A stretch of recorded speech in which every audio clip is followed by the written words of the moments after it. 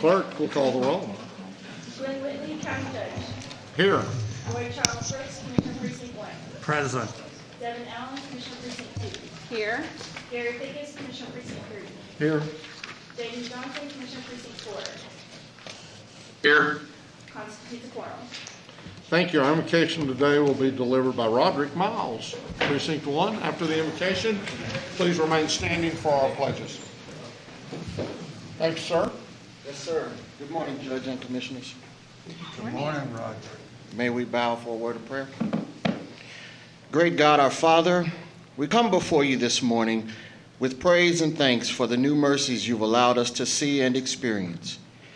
Your word reminds us that Jesus has been made wisdom for us, wisdom from God for us, and that wisdom is the principal thing. So in all our getting, let us get understanding. So I thank you today for the gift of wisdom and understanding. I pray that the judge and commissioners open their hearts to receive the wisdom needed to lead with love and compassion. Help each of them to navigate the complexities of life so they can do what is in the best interest of the people they've been called to serve. Out of the abundance of your grace, impart to them what they need personally and professionally so they can govern over the affairs of your people without distraction. Father, remind them of your great love, that they are valued and appreciated. They have been called and equipped with your amazing grace to serve. Remind them that you've placed them in their seat by the will of the people. Government is ordained by you, O God, and you alone. As such, by your divine ordinance and providence, you've allowed them the opportunity to serve in this capacity. Help them, God, not to forget this. I thank you for each of them, and I pray your blessings over them and their families. In Jesus' name, amen. Amen. I pledge allegiance to the flag of the United States of America and to the republic for which it stands, one nation, under God, indivisible, with liberty and justice for all. Honor the Texas flag. I pledge allegiance to thee, Texas, one state, under God, one and indivisible.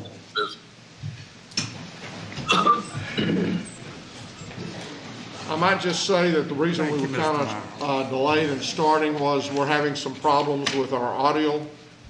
And so we're still trying to work through that, but that was the reason why we didn't. With our audio? Yes. Oh. Mr. Manius, agenda announcements.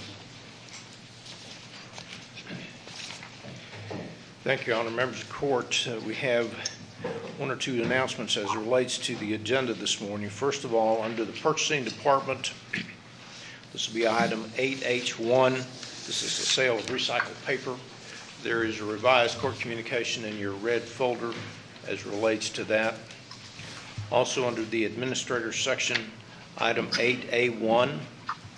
This is we have a revised court communication that's also in your red folder this morning. Whenever we get to that point, Ms. South will identify where the changes are as it relates to that particular issue.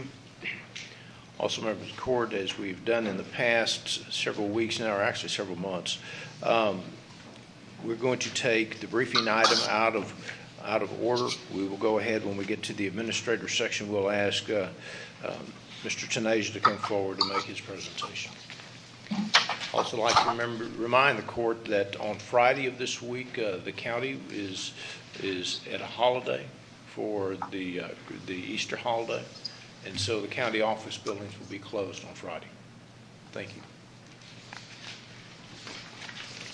Court members, you have before you the minutes of our regular meeting of March the 23rd and the special call meeting of March the 23rd. Move for approval. Second. We have a motion and a second. Any discussion? Please vote. Commissioner Johnson? Yes. Motion passes unanimously. Next, I would call on Jim. Jim, are you the one making the presentation? come on down.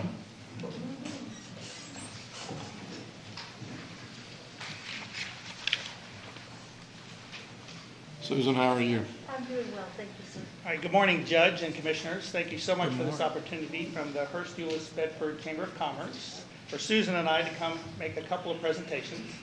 I'm going to start, so there's a short video, a clip to show you guys. We'll see that and then I'll talk. The HEB Chamber of Commerce wants to thank the Tarrant County Commissioners Court for all their support throughout the years, but particularly their support with the Chamber Assistance Grant Program. On behalf of the HEB Chamber of Commerce, I'm going to say a big thank you to the Tarrant County Commissioners Court for your unwavering support of the people, the businesses, and the Chambers of Commerce in Tarrant County. You guys do an amazing job, and we truly appreciate it. In addition, I want to say a big thank you for the continued partnership and collaboration you have with the HEB Chamber. You guys are amazing. Continue doing what you do, and God bless.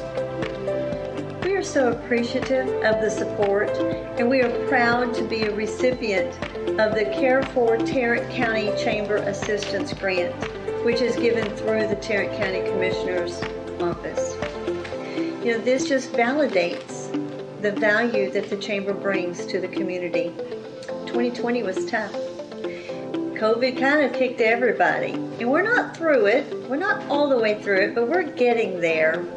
And you know, this grant really helps to make a positive difference in the lives of our members, their businesses, and our community as a whole. And we want to say thank you. Thank you. Thank you. Thank you. Thank you to the Tarrant County Commissioners Court for helping HEB Chamber continue to advance business and strengthen community. So again, Judge and Commissioners, we want to say a big thank you to all of you for the grant and for the ability for us to share that with the community and affected by the Chamber. So again, thank you so much. And now I'd like to turn this over to the Chair of the HEB Chamber this year, Ms. Susan Shaw. Hi. Thank you very much for the opportunity to come here. Judge Whitley and Commissioner Fickus, could you join me down here, please, so I can present this?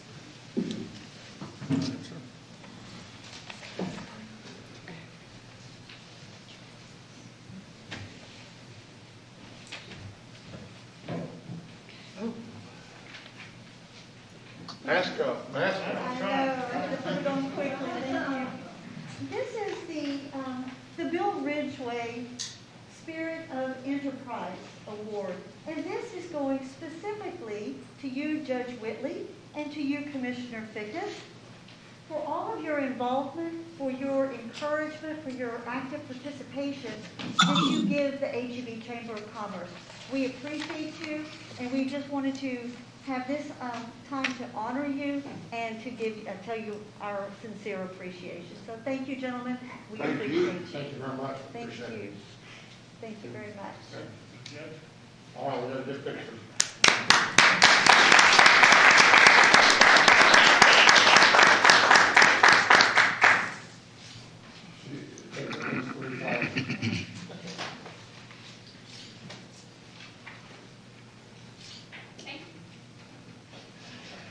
Catherine just got a good picture of Susan's head.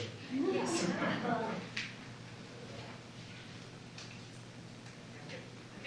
Thank you, Judge. Thank you again, Thank sir. you. Appreciate you.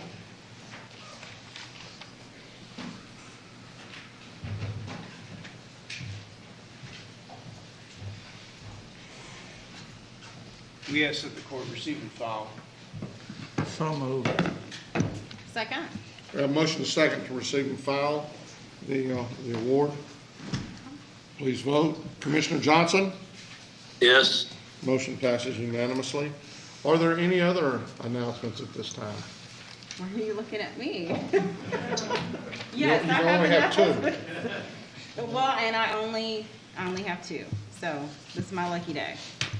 And in this theme of expressing appreciation and thanks for a job well done, I want to thank all of our partners who worked with us to have a successful COVID-19 registration sign-up event this past Saturday, including Greater Community Missionary Baptist Church, Arlington City Council member Ruby Woolridge, the Arlington NAACP, State Representative Chris Turner, the Arlington Public Library, the Chris Howell Foundation, Golden Chick, Arlington Charities, and Mission Arlington.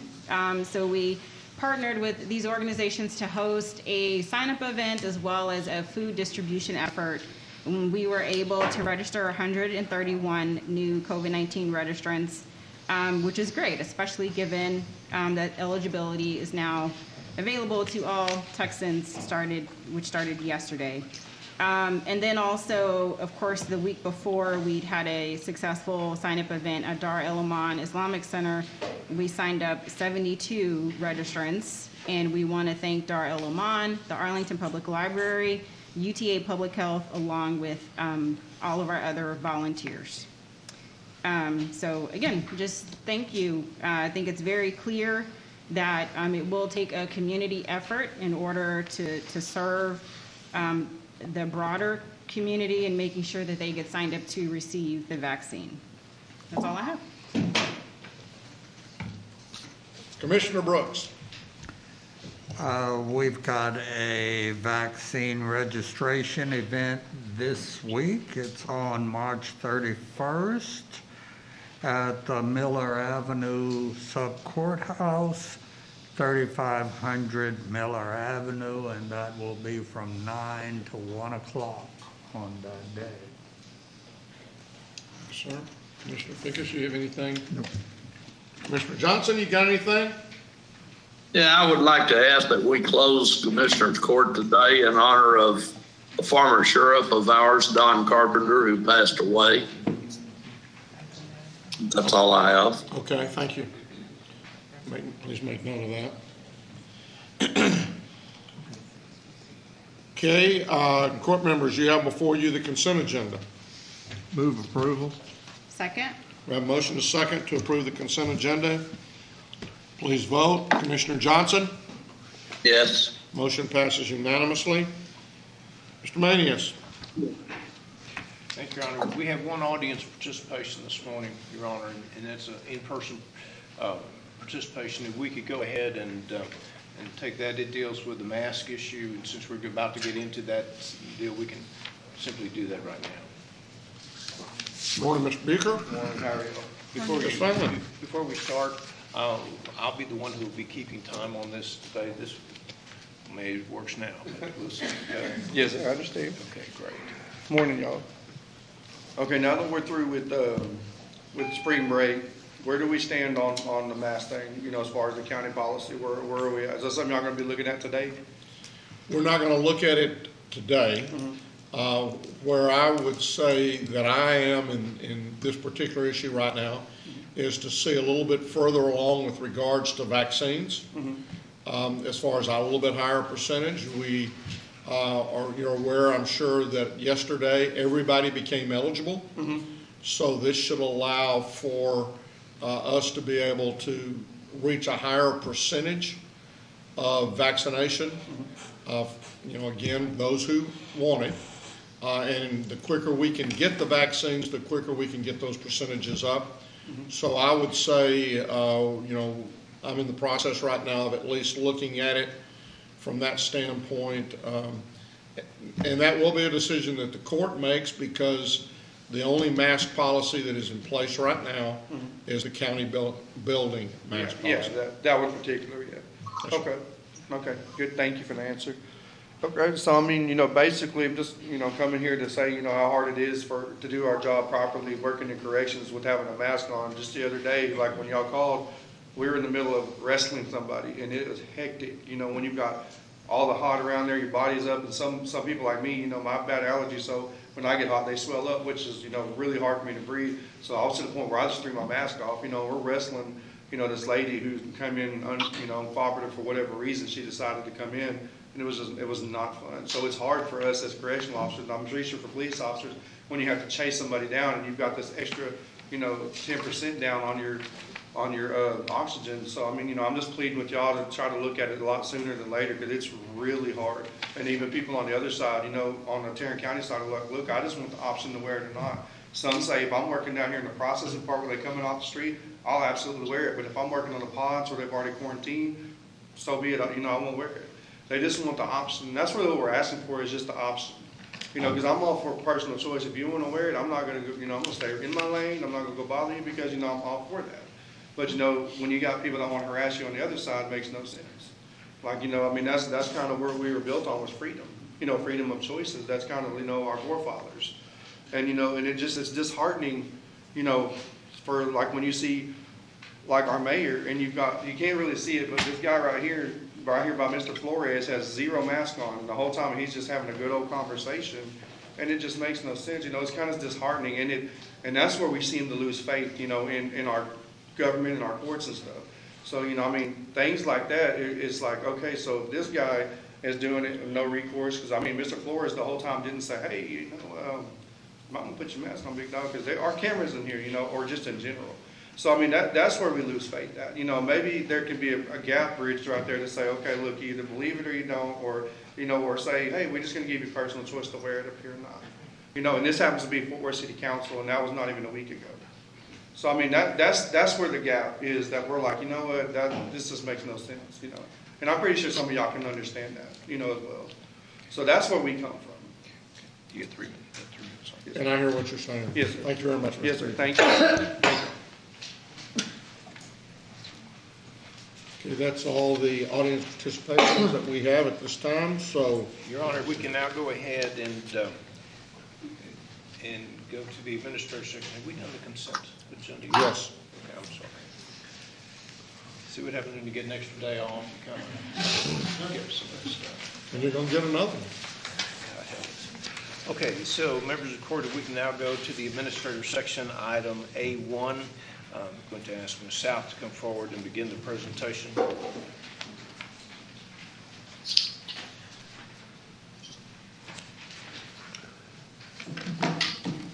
Good morning. Good morning. Morning, Megan. How are you all? Good. Okay, so we do have a few small changes to our pillar this week. So instead of 7 permanent testing locations, we now have 5 that are being operated by TDM. We'll go into a little more detail on the next slide about those closures. And then under the social services pillar, a few updates. We actually, for the 2020 CRF rental assistance program, that is near completion with $7.9 million paid and over 2,000. So 2,378 households have been assisted through that program. The 2021 Federal Emergency Rental Assistance Program launched yesterday and overall went well. And as of 9 o'clock this morning, Kristen reported that 45 landlord applications have been submitted or are in progress and 41 tenant applications have been submitted or in progress. The outreach program for that specific one will begin in mid to late April as well. And then also a quick note on the Texas Eviction Diversion program. The staff is working with the JP courts to increase the outreach efforts. Since last week, they have approved 6 applications. There are still 45, I think, that are in review process. So I think they'll be reaching out to you all for maybe some videos and other resources to get the word out. Moving on to our vaccination update. So as of yesterday, Tarrant County and its partner entities have administered 472,995 vaccines, with public health administering 217,684 of those doses. And then a quick note for JPS, they've administered a total of 64,208 doses, and their daily scheduled doses have continued to rise for the last week or so. And then I know Jessica Mason has been providing updates to you all regarding the testing sites and their closures, but just to touch base on those really quickly. The TCC South Campus and the AISD Professional Development Center have both closed at this point. The next closure scheduled will be the BJ Clark Annex in Azle, and that will most likely happen during the week of April the 12th. And again, we'll keep you all updated as those closures happen with hopefully about 2 weeks notice before. And the purpose of that closure is because of lack of participation. The numbers just aren't there anymore. Thank you. And then a quick update on the UNT Health Science Center, just status since we last spoke. They have developed a microsite where the county and our partners will be able to pull social media posts and videos and flyers and such. And that way they can share information on their websites related to the vaccination efforts. Also, Bill Hanna, I believe, sent you all a link this morning to that microsite, so you all should have it. And then also, in an effort to expand vaccination efforts, HSC has been meeting with focus groups to discuss messaging strategies. So that's where we're at with UNT. Lastly, on the vaccination transportation program, that is still ongoing, and additional information can be assessed by visiting the link listed on the screen up there. And as promised last week, Kristen did pull together ridership numbers. I'm going to go ahead and advance this so you all can see. So for the past 2 weeks, staff has worked to get the word out about the transportation program on multiple platforms, including a direct email to over 250 community partners, city mayors and managers, and social service agencies. You all can see the numbers up there for yourselves, and so I didn't know if y'all wanted to have any discussion about that, or if you had any questions for Kristen while we're on the slide. I guess I would like to know moving forward, just generally, where are people coming from? Because it's showing where they're ending up, right, like which centers, but it would be interesting to see where are people commuting from. And Kristen, do they have the ability to track that? Certain services will, so I'll get that information for those services. Okay, great, thank you. I do think, though, that we're at a point that we need to re-examine our Trinity Metro agreement in Arlington. Our ridership, I don't know, this entire 147 was the totality of the ridership for almost a month to the Arlington site. And that is a contract where we are paying about, how much are we paying? 2,000 something a day? A day. And we'll need, it's going to be our... I move that we stop that immediately. Well, we have to give 7 days, and we've already given them notice. I move that we give them 7 days notice. No, we've already done that. So we're in the process of doing that, and we'll end that. So that's just, we'll need to figure out how we can maybe get some ridership over there. But at that cost, it's simply... We're in a cab. Yeah, well, there's a lot of things we could do, Judge. And why does it show unknown or other?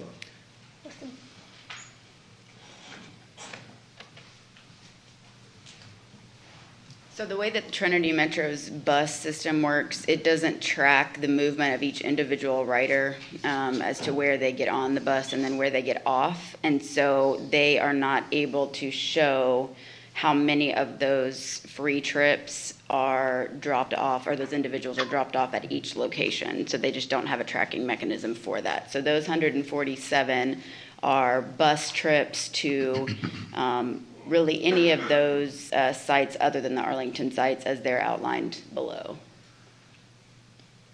So all but Arlington? Yes. So the Arlington site was 103 in total. That's right.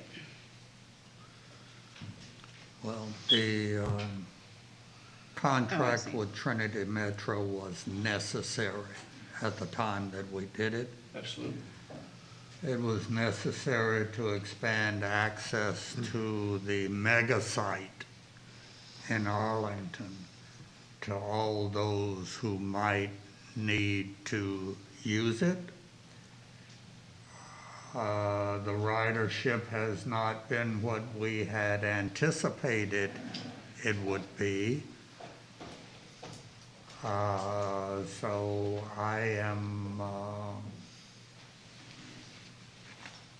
I'm okay with ending the contract as long as we provide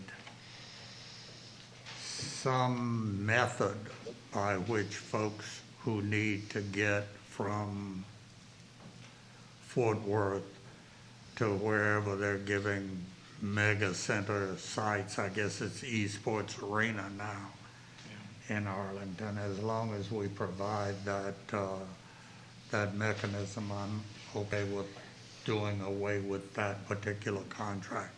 But it was necessary, and I'm glad we did it. So let me ask, before you leave, that $2,000 a week, does that cover the Trinity bus? Does it also cover the Arlington shuttle? No, so that contract is specific to service to Arlington, the special service that they created So to we don't know Arlington. that it's the Trinity bus 147 on your list. It's actually the 103? That's the 103, yes, sir. So the top row is all other bus service. The second row is specific to that contract. That's the 2,000. Yes, Is sir. there anything else included in that contract? No, so terminating that contract will not terminate any of the other service shown. Okay.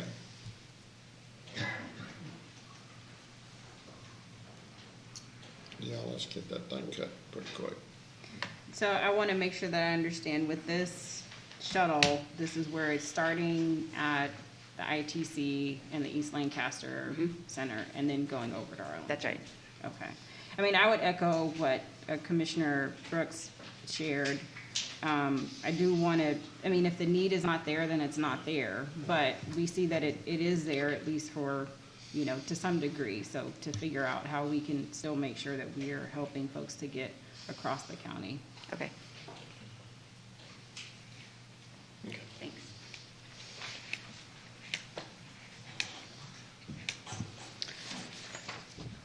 And then lastly, well, almost last, so a quick update on the vaccination call center. That's still running smoothly. We will continue to pull this data for you weekly and provide it on the screen. And then Public Health did provide a spreadsheet for each of your precincts that breaks down the call volume. So I will send that out to you all today for your review. Approximately what is that volume?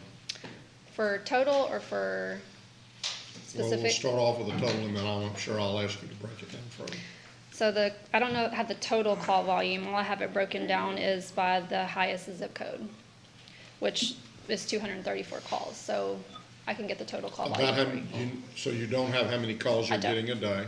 I do, just not with me. I can get it for you and send that to you. Okay, and then, so I'd like, is that coming to me, or is that, do I need to ask like other questions, like how long is the wait? I can get all of that information for you. How many calls a day? What are the calls per ranging on? Okay. How many people are we registering via that on-call deal? I will get that all to all of y'all today. Okay.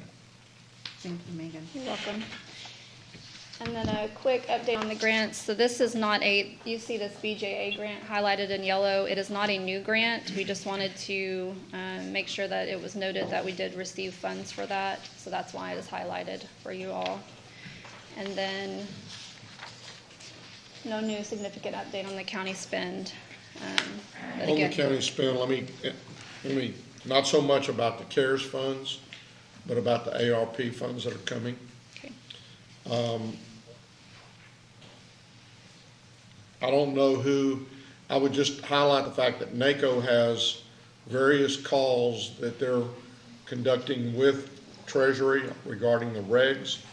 And I would strongly recommend that our folks, as well as the auditor, or whoever is going to be doing that from the audit department, as well as budget, look at and see if they can be a part of that, because I think there will be opportunities to ask questions or to make statements about what will make the next round of funds easier to account for and hopefully clarify exactly what they can be spent on. Okay.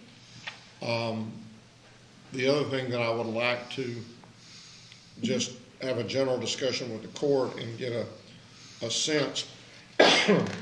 Betsy has requested a meeting, I think next Monday, to talk about some of these funds. I have mentioned on a couple of calls the possibility of bringing folks together and us looking at possibly pooling money. And I would like input from, and really it's the decision of the court as to whether we do this or not. But we've got about a little over 400 million coming. And the cities, I think, are probably going to get somewhere in the neighborhood of 456 million total. Yes. So it's a matter of whether or not, with the 850 we've got, do we want to try to encourage the recipients to pool the money for certain priorities or certain deals, or do we want to everybody go on their own way. I mean, I think I think the cities, certainly those other than Fort Worth and maybe Arlington, probably didn't get as much in an effort to try to really open up and do a lot of things with the CARES Act funds. That's going to change, I think, with this ARP money. Yeah.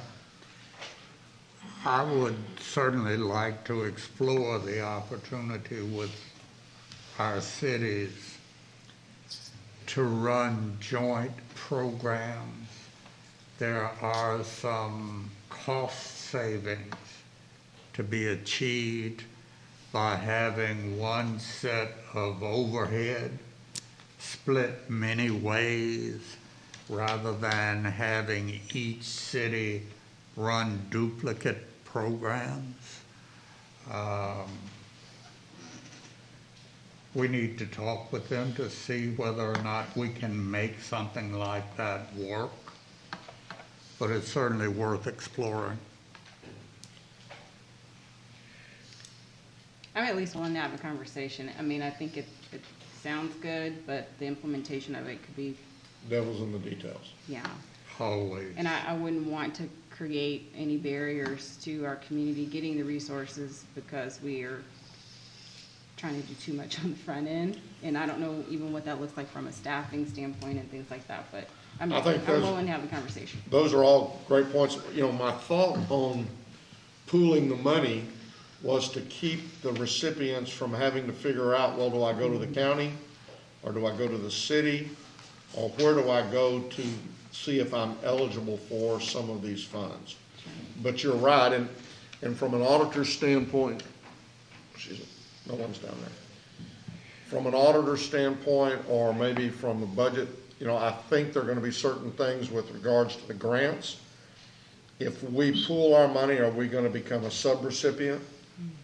Or how are we going to make those determinations? So those are things that we're going to have to try to work through. And again, that would be where NACO may be able to help us as we talk with Treasury and Regs about that. I just envision that if we're not careful, we could have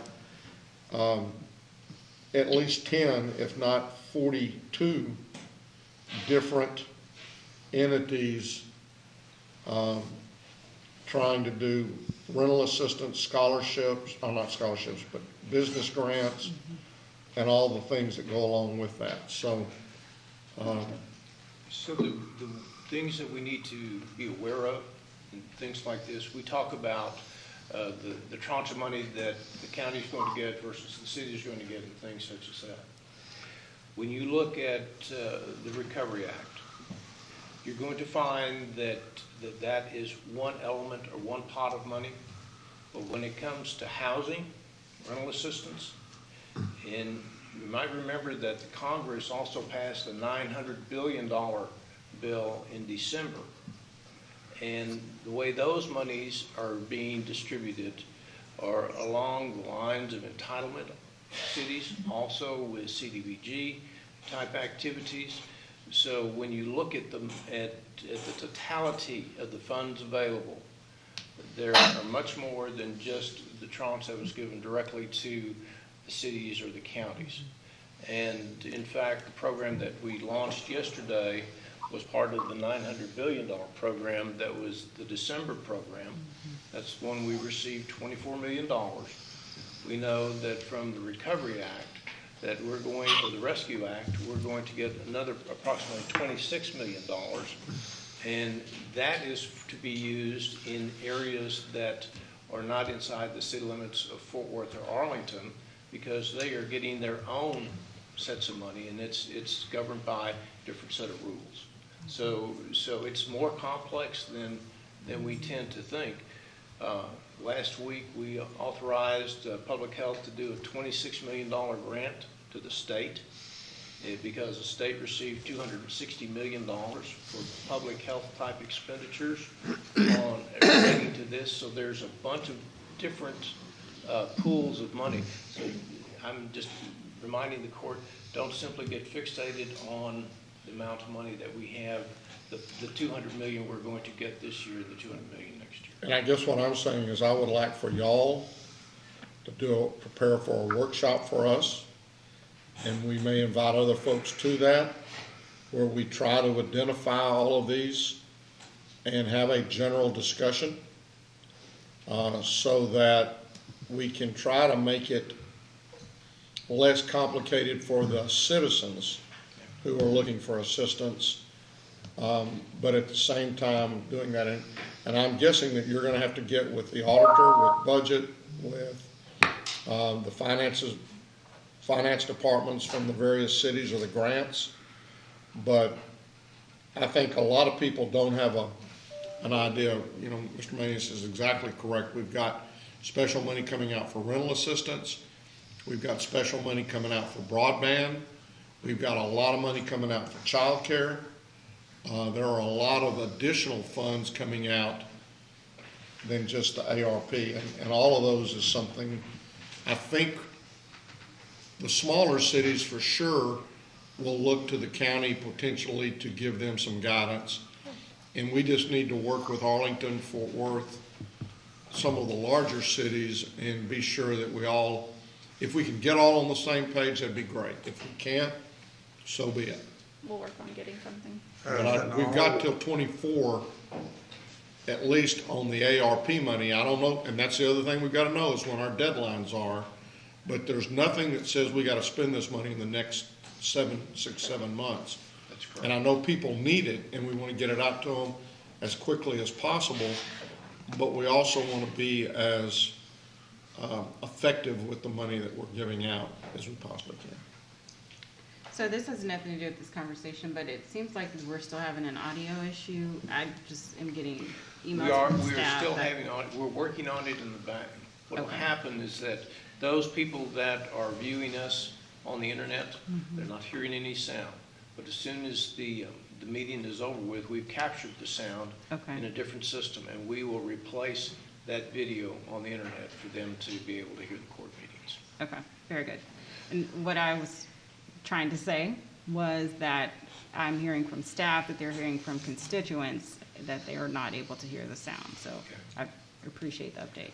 We've got a couple of guys working in the back. Mr. Brooks, were you going to add something else? Just that everything that is logical is not necessarily doable from a public policy standpoint, but we ought to at least have the conversation. And we do have staff on those calls that you were referencing earlier. Okay, good. That's all I have. Thank you. Okay, we can now go to the briefing item and ask Mr. Tenage to come forward and make his presentation. Good morning, Your Honor, and members of the court. Good morning. So we'll quickly go over our briefing on COVID-related issues. So good news still continues in Tarrant County that our trend continues to be overall in a downward slope. So we're at about 250,000 cases in the county, 3,284 deaths. And certainly the counts have slowed down. I think we added another 150 something. I forget the exact number this morning. And things are looking okay. Yes, sir. We are now live, and so they've gotten the problems fixed. So they're going to hear everything you said. Yes, sir. Thank you. Perfect timing. Perfect timing, right? All right. So hospitalizations continue to trend down in Tarrant County as well. I think we're like probably close to a pandemic low of 3.77%. That's 169 people in the hospital in Tarrant County. Only about 43, I say only, relatively to where we were, only 43 in the hospital ICUs with the COVID-19. So that's about 11% of the hospitalizations. And then 73 ICU beds are available in Tarrant County. And as you can see on the right-hand side on the map, it's all green for the trauma service area E. So 3.64% is sort of the rate for trauma service area E. That's 568 people in the hospital and 249 beds available. Trends, again, like I said, I mean, look at how far we've come down. We're below even the July, August numbers. So that's great news for Tarrant County. Things are going pretty well. Debts are declining. So everything's looking good. But there's always something brewing under the surface, right? So if the positivity rate is any indicator, we're starting to see somewhat of a trend change. If you really look at this, detailed level, overall, I would still call it as a flattening or a plateau of the positivity rate, which could be a harbinger of, things to come, because that's sort of the leading indicator, right? People test positive before we know about all these other things that are happening, hospitalizations, deaths, and the case counts come later. So we're at about 6%. So 5% seems to be a barrier. Last time we declined to 5% back in, end of June, early July timeframe, or whenever the decline was, and then we bounced back up and, just kept going up to a big level and never really came back that low till recently. So seems like we're having trouble breaking below the 5%.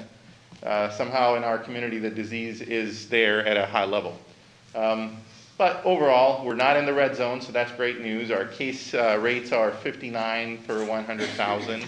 So we're, again, on that indicator also out of the red zone. Our COVID-like illness is now 2%, which is at the same rate. In fact, it has crossed below the influenza-like illness. We're towards the tail end of the flu season, and flu activity in our community seemingly is higher than COVID activity. So overall, from a COVID standpoint, things are looking great in the county. We're heading in the right direction, despite that little concern about positivity rate perking up a little. We're past spring break. Mask mandates are off. Other restrictions are off, back to 100%. So some activity is expected. If it stays low and continues to trend down, I think we're okay. But nationally, the picture is changing, and that gives me a little bit of a concern, because obviously, things are going to spread. Nationally, there's an obvious trend change happening. There was a 15% increase in cases over the last 14 days. A lot of that is tied into restrictions coming off in multiple states, and then the big push was spring break. And the reason I say that is Florida, Michigan, and New York are adding a lot of volume. And I think it seems to have been starting with Florida, with a lot of spring break activity in Miami Beach and other areas.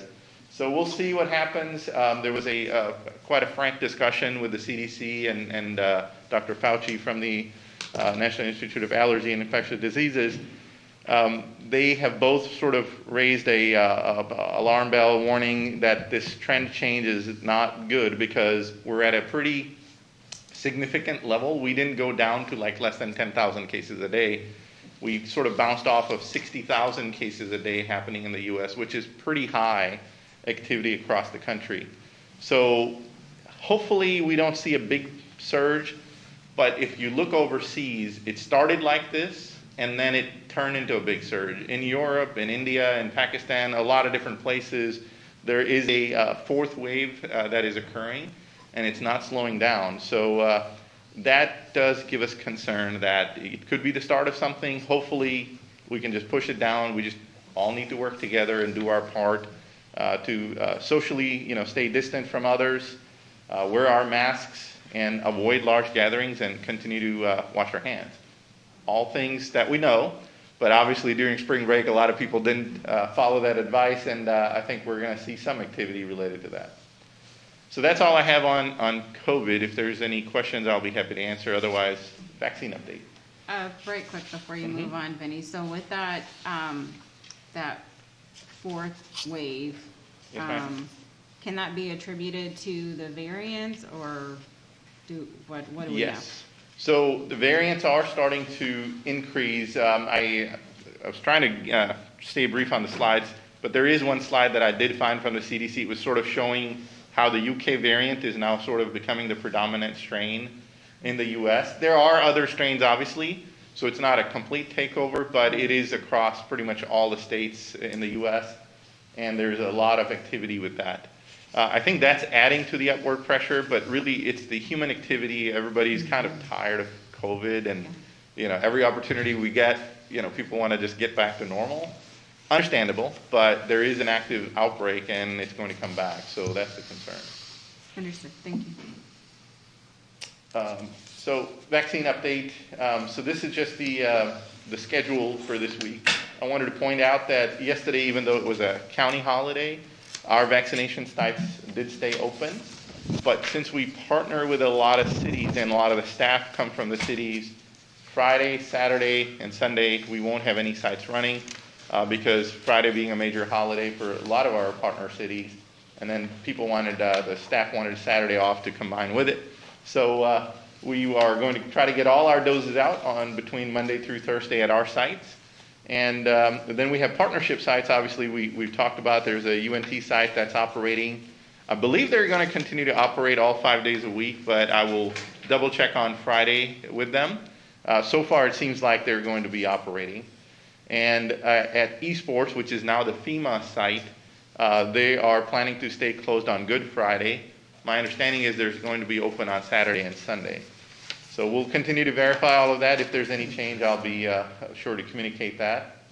And then the TCU drive-through, I believe they're still planning to operate on Saturday if doses are available. That's always the big if. And then there's a couple other sites that we've been working with, and we don't have their complete details. All I know is MedStar did not get a new allocation, so they're not doing any new first doses this week. But they are planning to do a Friday clinic to finish off second doses at the Beth Eden Church. So that's kind of the new, I guess, schedule for this week. It's a limited week of 4 days. Most clinics are running, but I think all of us will get our doses out. Where is the northwest side? So I believe there's conversations happening, Mr. Manius. UNT is working with the city of Saginaw, and there will be, next week we'll be able to announce an opening in Northwest. Yes, sir. Before we move on, so I know that the site in Arlington obviously has a number of weeks left, but I am concerned that once, that duration ends, that they're, based off of this current list, there's no other vaccine distribution effort of this scale that's occurring in Southeast Tarrant County. So any update on that? And I know obviously UNT is working on things as well. If I can give you an update now, possibly. That'd be great. So we have been working with the federal government and FEMA, and the group that has been working on esports right currently. They have volunteered to be with us for another 30 days. And so we intend to maintain that site. At first we talked about that might be something that might go to a different site, but it was one that they offered into the Arlington site, and Arlington has accepted that. So we will have that continuing. I don't know exactly when it's going to end, but I know it's going to be at least for 30, possibly longer. Okay, so for the 8 weeks that FEMA was dedicated to that site, then we're saying there would be an additional, for right now, at least additional 30 days onto that. That's my understanding. Okay. We're supposed to visit with the FEMA personnel this week. Okay, great, thank you.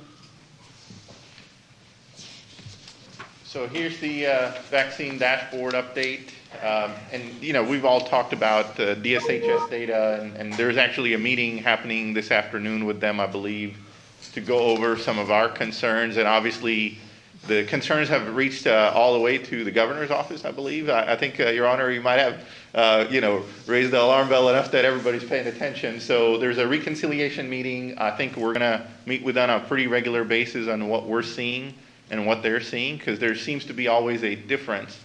This is the latest that we have based on their information and some local data that we add in.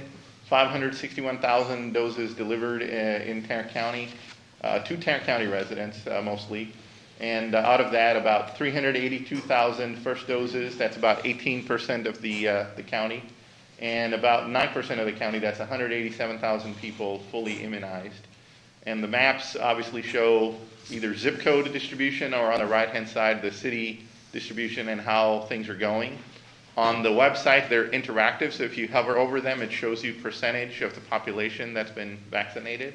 So it's a good interactive map, but it also quickly tells you areas of high need where more focus is needed to get people, vaccinated, and of course, get them interested in getting vaccinated. Who are you meeting with today? DSHS, the MTRAC team, because they have been getting, feedback from the governor's office that Tarrant County has concerns about the data, and of course, in their view, they thought that we're not reporting, and we're like, yes, we're reporting, but there's something missing, so we're all getting together to get over the steps.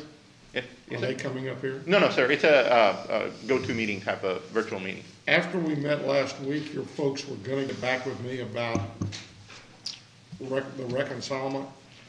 Let me know when that meeting is and check with them as to where they are in that follow-up, because I really had expected that we would have gotten together at the end of last week. Yes, sir. I have a PDF that I received from them.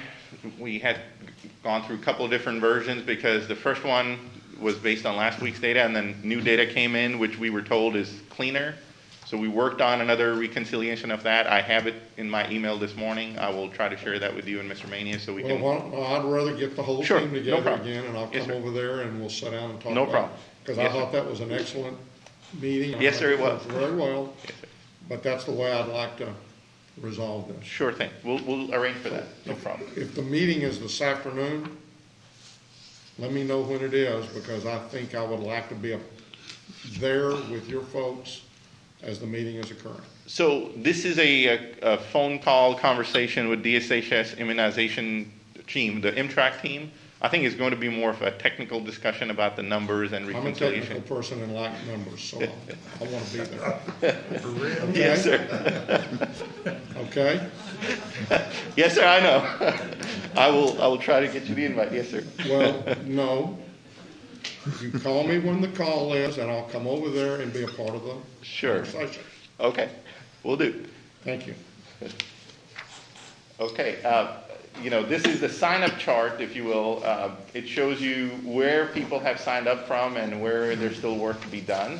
Things are improving. Overall, every week we see colors getting deeper and deeper and deeper across the county, so that's great news. That means people are signing up to receive the vaccine. And certain areas continue to lag behind, but I think there are multiple efforts underway to get people interested in signing up in those areas. So, I'm really feeling hopeful that we're going to get through this and get people motivated enough to get vaccinated. Okay, let's talk about this sheet. Yes, sir. Because at that meeting, I thought we had resolved that we had about 200,000 that we were still waiting on for an appointment. Yes, sir. And this does not imply that.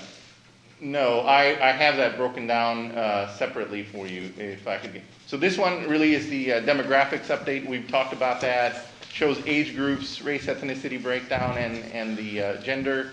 And then I believe you're looking for this one, sir. So it has the key metrics broken down. The bottom box is where you're going to be, interested. 154,000 remain this week without an appointment. So that's our current waiting list.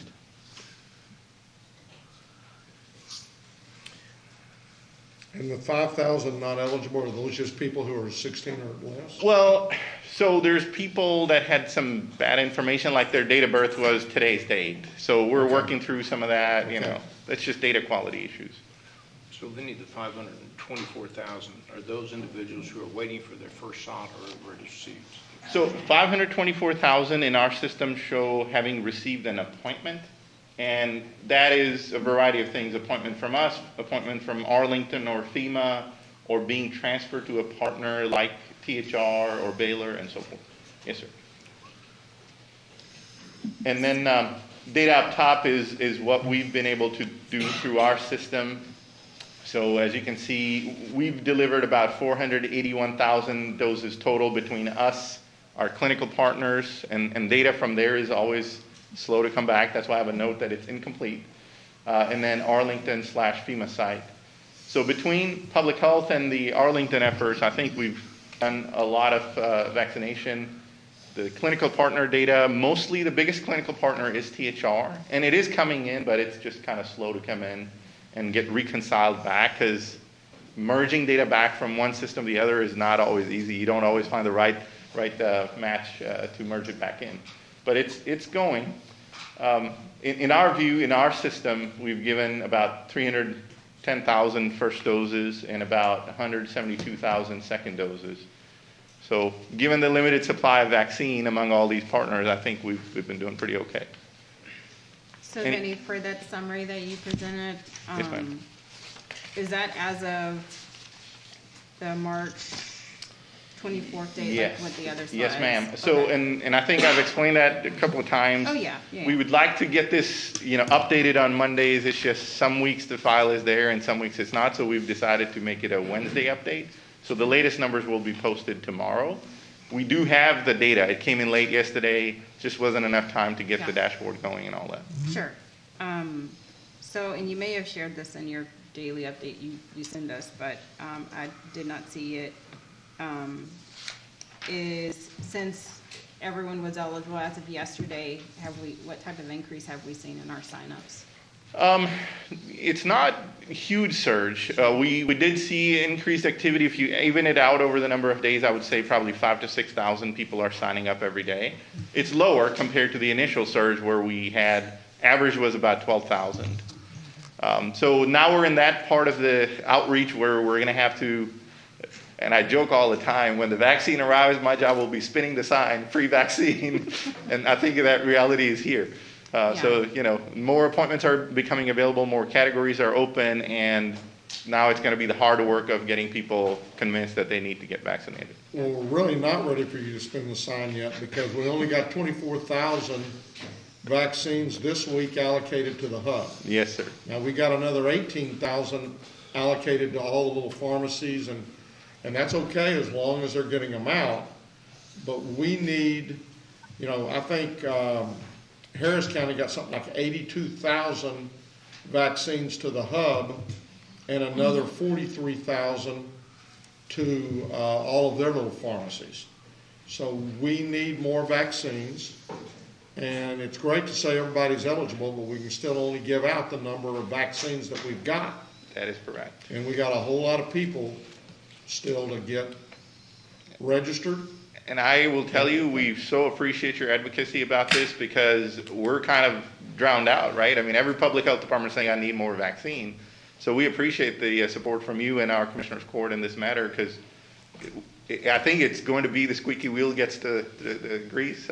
We need to get there. Yes, sir. That hadn't worked out that way quite yet. Not yet, but I think they're paying attention. They did increase from 10,000 Moderna doses to also giving us 8,000 plus Pfizer. So for the last 2 weeks, public health has received 18,000. Now, overall, as a county, I don't think we've seen a huge increase. So that's where we need to continue to tell them, hey, we're one of the larger metro counties. We need our fair share. Yeah, 18,000 a week, it'll take us about 50 weeks to get to the point where we're. Exactly. Yes, as long as we're still below Denton and Collin counties, we're We are not in in a the right percentage, place. yeah. The percentage has cured itself. If we were ahead, we're no longer ahead. Yes, sir. All right, that's all I have, unless there's any more questions. I just have one follow-up from last week. And I know you shared that your team will be working on trying to figure out how we can perhaps meet the need of people who got their first dose elsewhere but are still in need of their second dose. Any movement on that? So we're, again, hesitant to open the floodgates, but we have been, especially with our LinkedIn site, there's been some that have complained that I went to Globe Life and that was quite an effort for them. And if they can't make it there, we've been kind of trying to handle because they do the same for us. But generally, to open up the floodgates of like anybody, second clients, it's just logistically it's a challenge because again, limited doses. Sure. So like we get an equal count to how many first doses we did. And if we say, okay, we're going to continue to do other folks, second dose folks, we're going to, at some point, not have enough vaccine for our own people. Mm-hmm. So we're still kind of struggling with that. I mean, I've asked the team to look at all possible options. Okay. And case by case, I think we're handling it. Okay. Yeah. Thank you. Vinny, would you please be sure and stop by Teresa's Yes. desk and tell her when that meeting is today?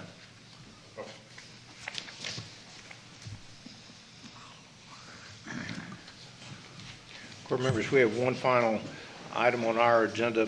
This is item number 2. We're requesting that the Commissioners Court approve a request from the L. Clifford Davis Legal Association to amend the county's fee schedule for qualified candidates during the virtual expunction non-disclosure clinic, which will be held April 30th through May 7th, 2021.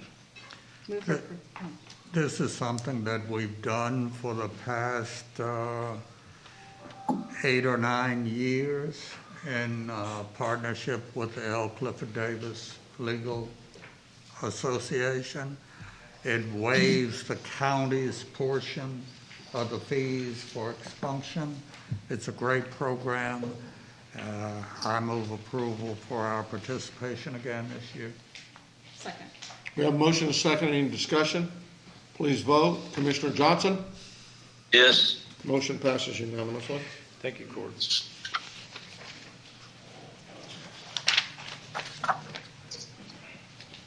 Ms. Worthy? Move approval to receive and file personnel agenda. Second. We have a motion and a second to receive and file personnel agenda. Please vote. Commissioner Johnson? Yes. Motion passes unanimously. Good morning. Good morning, Ms. We have Worthy. 2 additional items. Our second item is approval of an out-of-class pay extension for community development. This would be effective on April 5th. This is to pay the community development or replace the community development director. That's been going on since January, and the extension will be approximately $1,712.88, including grant. Move approval. Second. We have a motion and a second. Any discussion? Please vote. Commissioner Johnson? Yes. Motion passes unanimously. Our final item is an approval of a change to the table of organization for the Criminal District Court number 3 and the Sheriff's Department. This is a request to transfer a deputy sheriff, a bailiff, from the Sheriff's Office to the Criminal District Court number 2, effective April the 3rd. The Government Code 53.001C does give the criminal district courts the ability to appoint up to 2 officers to serve their court. There is no fiscal impact. Move for approval. Second. We have a motion and a second. Any discussion? Please vote. Commissioner Johnson? Yes. Motion passes unanimously. Thank you, Robin. Vinny is back up for public health, but I don't see Vinny.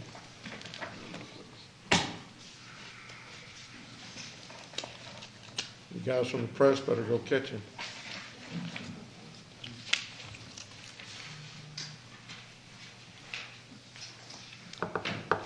Members of the Court, we can now go to public health. On item G1, we're requesting that the Commissioners Court approve an ILA between the county and MHMR of Tarrant County for the use of warehouse space. Move for approval. Second. We have a motion and a second. Any discussion? Please vote. Commissioner Johnson? Yes. Motion passes unanimously. Finally, members of the Court, on item G2, we're requesting that the Commissioners Court authorize the submission of a grant application to Department of State Health Services for the FY22 funding of the North Texas Syndromic Surveillance Program. Move for approval. Second. We have a motion and a second. Any discussion? Please vote. Commissioner Johnson? Yes. Motion passes unanimously. Thank you. Melissa, I see if Jack was here, I'd be giving him a hard time by the fact that he let the Baptists beat him. I'm sure he's still happy they made it, though. It was a good game. Baylor's got a great team. Yes, And they the do. Baylor ladies Got beat. and apparently it was a Controversial. deal. I mean, I think they mauled, Non-call. they mauled the Baylor lady as she was shooting at the end, and the referees apparently had their eyes closed. Man. I think we need to say congratulations to our new purchasing director. Yes, congratulations. The interim has been scratched.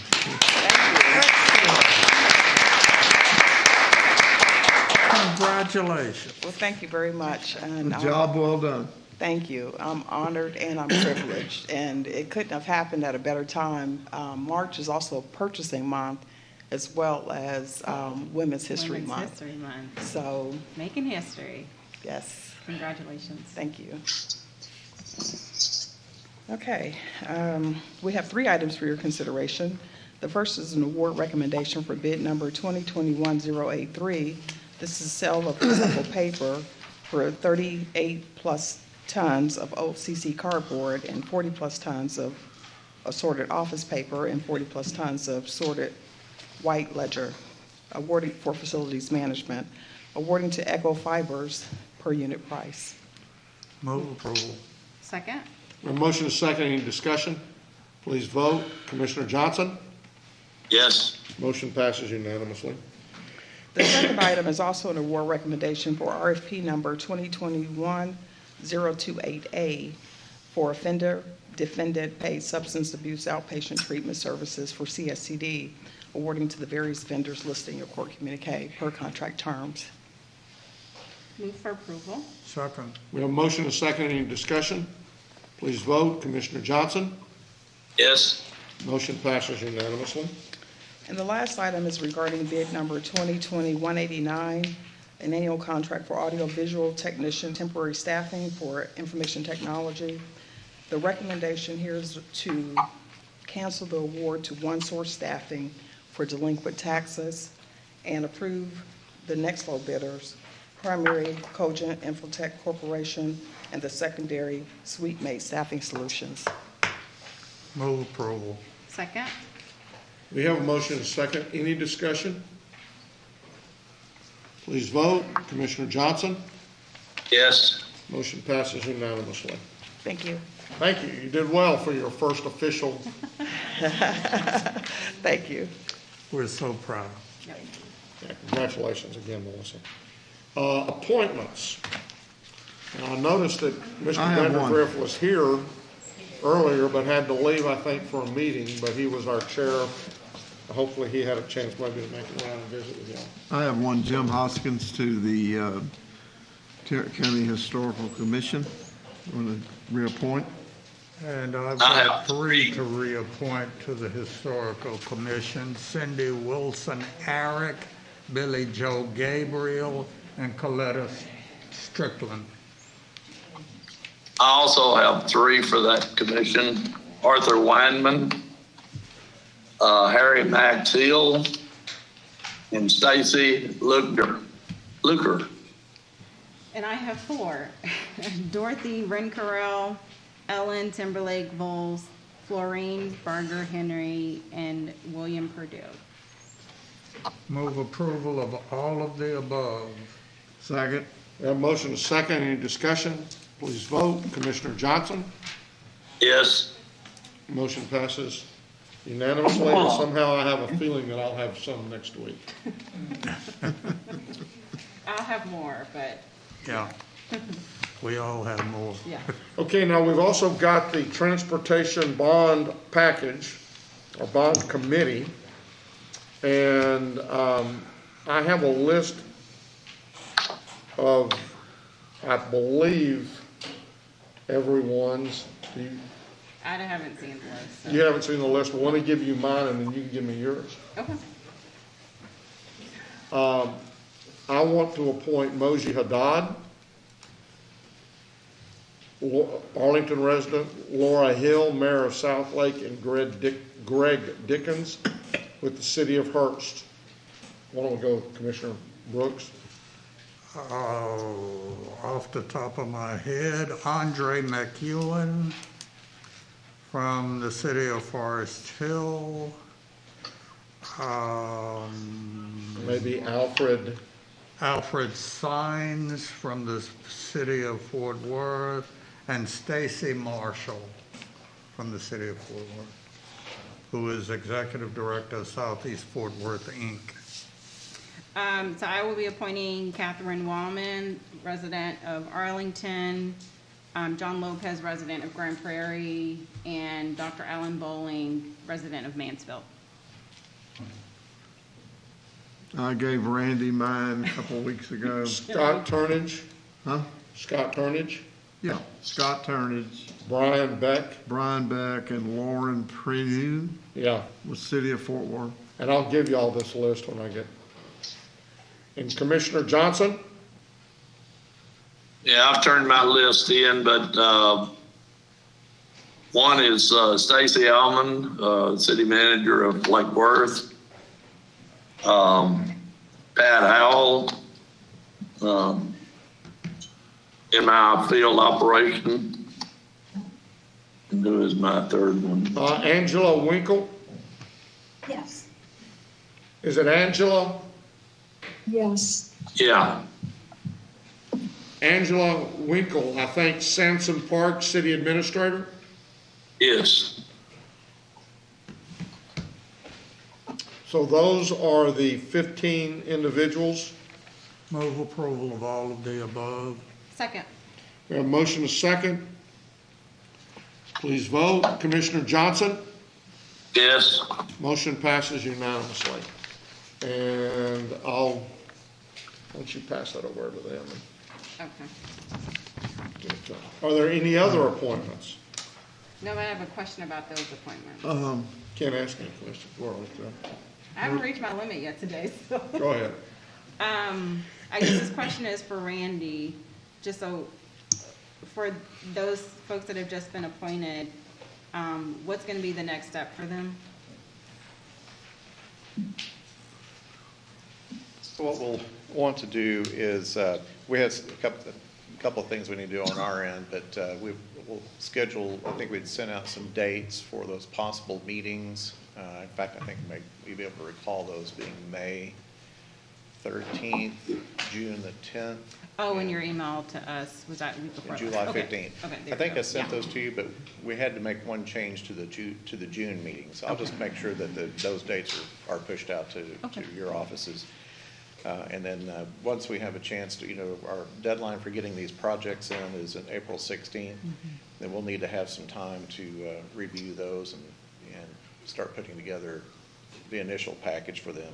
We anticipate that first meeting will be a discussion primarily on the criteria that we have shown in our policy and what weighting that they may want to apply to those elements. Randy, I would like for there to be a workshop where they're invited and the court is invited to sit down and at least them have an opportunity to hear kind of what our thoughts are and answer any questions that they may have. I know that Victor may have reached out to some of y'all this morning. I know he was here. I don't know if he had an opportunity to talk with everybody or not, but I'd just like for us to have an opportunity to meet with everybody before this thing gets well underway. And so we could do that in early April. Sure, and that's with our PEC committee and the Commissioners Court. Is that? Yes, the PEC committee is what we just appointed. Right, okay, sure, we can work on that.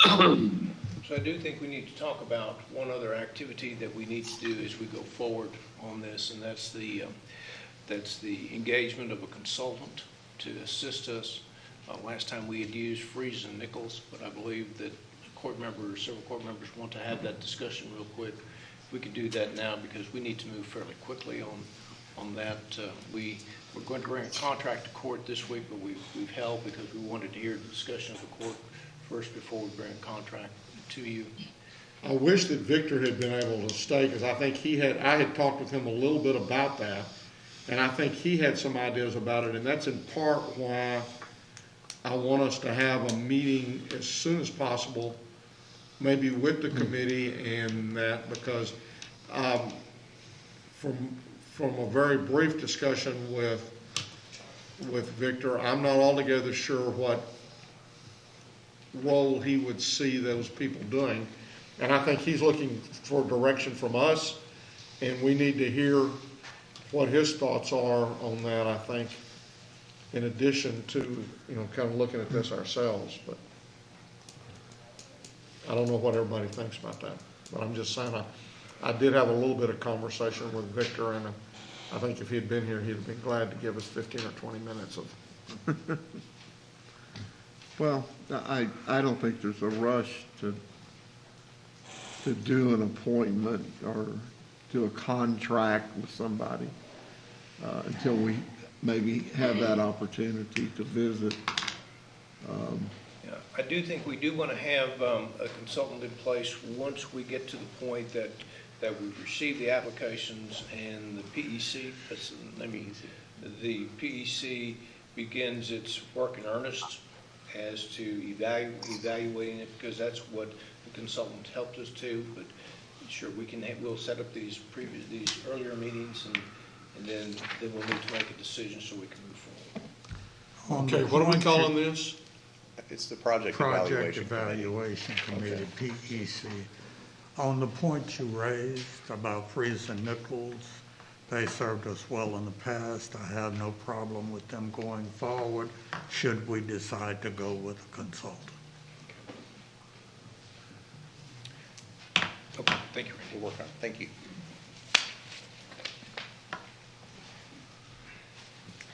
Okay, court members, you have, it's time to approve the claims or in the addendum. Move Or approval of the and. claims, including the addendum. Second. We have a motion and a second to approve the claims, including the addendum. Please vote. Commissioner Johnson? Yes. Motion passes unanimously. Members of the court, we can go to the briefing items. We can go to item B. This is a discussion regarding the activities of the Texas Legislature. Mr. Schaffner has provided you a memo as to last week's activities and some of the issues that we are following. Obviously, law enforcement funding, local government restrictions, and also they're starting to work an elections bill. And also the appropriations piece is picking up. This week is going to be dedicated mainly to workers' comp. I want to thank the Human Resources Department and for their efforts, also budget, on responding to Mr. Schaffner's request. I thought you all did an excellent response on that. And so that's what we'll be working on this week. The other ones are somewhat in flux. There's a big issue dealing with defunding the police and the penalties of doing that. We've made our case that in a county it's a little bit different than cities because you have multiple police departments. Think of it as the constable's offices, the fire marshal's office, obviously the sheriff's department. We also talk about detention officers and things like that. And I think that we are beginning to have a sympathetic ear as it relates to the county's efforts on that. You saw something today where we transferred a deputy from the sheriff's department to a judicial post, and we need to make sure that everyone understands that county government is not a local government as it relates to other governments when it comes to law enforcement. So we're making those arguments. House Bill 749, which is the Middleton bill, that deals with the funding of services, lobbying services, if you will. And that's moving through. It had a pretty rough start, and it's not moving as fast as some might want it to, but we're still working on that. Appropriations, you can see in your memo what we're talking about on that particular area. And then on elections, House Bill 6 and SB 7 had their public hearings the other day. So we're continuing, I spoke with Mr. Schaffner yesterday, we're continuing to monitor and to have input into that process, and I will try to answer any questions that you may have if I can. Thank you. No close today? No, there's no close today, Your Honor, so that's all we have at this time. Hallelujah. We're adjourned.